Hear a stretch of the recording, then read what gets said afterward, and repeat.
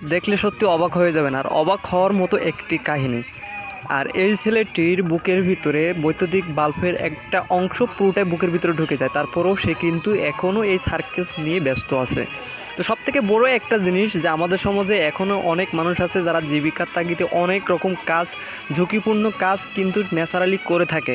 আর এই জিনিসটা দেখে সত্যি আসলে অবাক হয়ে গেলাম যে তারা সামান্য জীবিকার তাগিদে মানুষ কত না কী করতেছে, তার ভিতরে একটি বিশেষ অংশ। আর সে এই উপর হাইট থেকে এই বাল্বের ভিতরে ঠাস করে পড়ে গেছে। আর ঠিক ইতিমধ্যে প্রত্যেকটা বাল্বের কুচি তার বুকের ভিতরে কিন্তু কাটা হয়ে ঢুকে পড়ছে।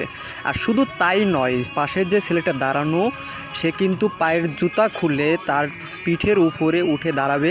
আপনারা ভিডিওটা খুব সম্পূর্ণভাবে দেখেন তার পিঠের উপরে কিন্তু সে উঠে দাঁড়াইছে। প্রতিটি চিৎকার প্রত্যেকটা মানুষ কিন্তু শুনতে পাচ্ছে।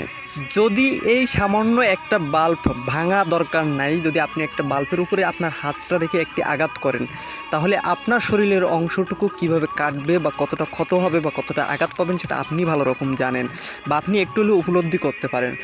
তো আপনি এই ভিডিওটাতে এতটুকু দেখতে পাচ্ছেন যে এই ভিডিওটা তার শরীরের উপরে একটা মানুষ দাঁড়িয়ে আছে, সে আপ এবং ডাউন করতেছে, এবং বাকি যে অংশটুকু ছিল বাল্ব ভাঙার সেই অংশটুকু কিন্তু ওর বুকের ভিতরে আস্তে আস্তে কিন্তু ঢুকাই দিচ্ছে। তারপরেও সে কিন্তু এটা ফিল নিয়ে সে এত বড় ঝুঁকিপূর্ণ কাজ করতেছে শুধুমাত্র জীবিকার তাগিদে। তো আমাদের সমাজে আমরা যদি গ্রাম বাংলাতে এটা দেখি, আসলে অনেক কাজ থেকে এটা আমি দেখছি আজকে, ঠিক এরকমই আমরা অনেক সার্কাসে অনেক রকম অনেক কিছু দেখি, কিন্তু আসলে এত কাজ থেকে খুব কমই দেখা হয়।